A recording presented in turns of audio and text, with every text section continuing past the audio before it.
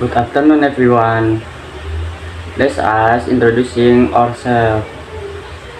We are from Group 6, consisting of Farah, Lulu, Nikita, and as a speaker, Marcel and Damar as a MC, and then Naila as a videographer. We will be discussing how to apply for college on your own. Enjoy the presentation. Oleh siswa untuk menutupi biaya kuliah selama mereka di perguruan tinggi atau di universitas. Next slide. Here are ways to finance your own college education. The first, scholarship. Second, part-time job. Third, freelance or online work. Fourth, small business. Fifth, student loan. Sixth, budgeting. Seven, paid internship. Next slide, scholarship. Definition, educational funding assistance from the government, universities, or private institution based on merit or need no repayment required. For example, the first KIP kuliah scholarship, second LPDP scholarship, and third scholarship from universities. In bahasa, scholarship merupakan beasiswa. Beasiswa ini merupakan bantuan dana pendidikan dari pemerintah, kampus, atau lembaga swasta berdasarkan prestasi atau kebutuhan. Nah, biasanya beasiswa ini tidak mengeluarkan biaya sepeser pun. Contohnya, yang pertama ada beasiswa KIP, yang kedua ada beasiswa LPDP, dan yang ketiga ada beasiswa dari universitas sendiri. Next slide, part-time job. Definition, flexible work arrangement that allows students to balance work and studies, suitable for gaining income and experience. For example, the first working as a barista at a cafe, second being a cashier at a mini market, third working as a teaching assistant or library staff on campus. In bahasa, part-time ini merupakan kerja paruh waktu. Kerja paruh waktu merupakan pekerjaan dengan jam kerja yang fleksibel. Biasanya kurang dari 35 jam dalam seminggu, cocok untuk menambah penghasilan dan pengalaman. Contohnya yaitu bekerja di kafe sebagai barista, menjadi kasir di minimarket, dan menjadi asisten dosen atau staf perpustakaan kampus. Slide 3, freelance or online work. Definition, flexible contract free work that can be done online from anywhere. Examples, graphic design on Fiverr. Number 2, writing articles on Sribullance. Number 3, completing coding projects on Upwork. Jadi di slide ketiga ada freelance atau pekerjaan online. Definisinya, freelance atau pekerjaan online ini adalah pekerjaan yang fleksibel, yang tidak terikat dengan kontrak manapun dan bisa dikerjakan di manapun secara online. Contohnya kita bisa bikin desain grafik di Fiverr, bisa nulis artikel di Sribullance, bisa ngerjain project coding di Upwork. Next, small business. Definition, self-employment with small capital that can be run in spare time.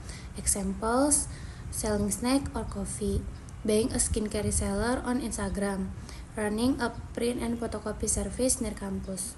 Jadi di slide selanjutnya ada small business atau usaha kecil-kecilan.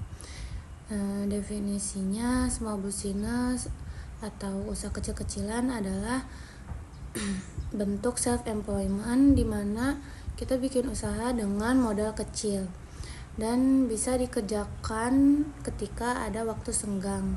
Contohnya kita bisa jualan jajanan ringan atau kopi, jadi reseller skincare di Instagram, atau buka jasa print atau fotokopi di sekitar kampus.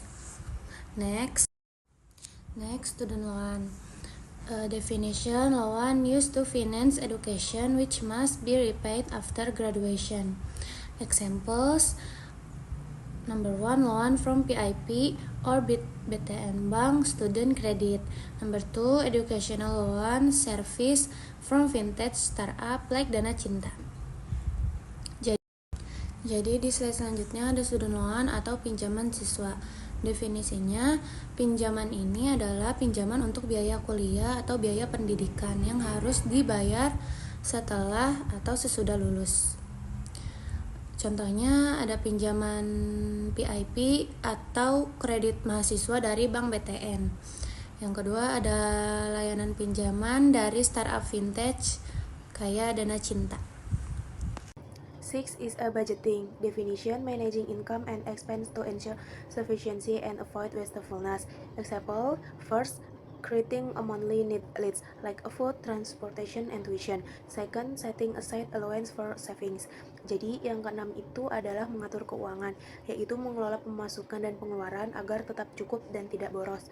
Contohnya yang pertama, yaitu dengan membuat daftar kebutuhan bulanan seperti makan, transportasi, dan biaya kuliah atau biaya pendidikan. Lalu yang kedua, yaitu dengan menyisihkan uang jajan untuk tabungan. 7 is a paid internship. Definition is a temporary work program that provides work experience and stipend or salary. Example, first, interning at a startup as a social media admin. Second, interning at a tech company as a programming assistant. Third, interning at a state-owned enterprise during semester break. Jadi yang ketujuh itu adalah magang berbayar, yang memiliki arti program kerja sementara yang memberikan pengalaman kerja dan uang saku atau gaji.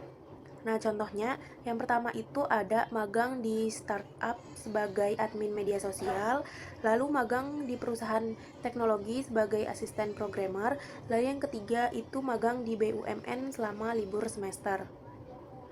Lalu conclusion is a paying for college on your own is not easy, but it is definitely possible with effort, discipline, and creativity. Through various methods such as scholarship, part-time jobs, freelancing, small business, or paid internship, students can support their education without relying on others. This journey also helps build independent responsibility and readiness for the professional world. Jadi kesimpulan dari cara membayar kuliah sendiri itu, membayar biaya kuliah sendiri dapat dilakukan dengan usaha, disiplin, dan kreativitas melalui berbagai metode seperti beasiswa, pekerja paruh waktu, dan lain-lainnya. Dengan membayar biaya kuliah sendiri itu juga membantu membangun kemandirian dan tanggung jawab.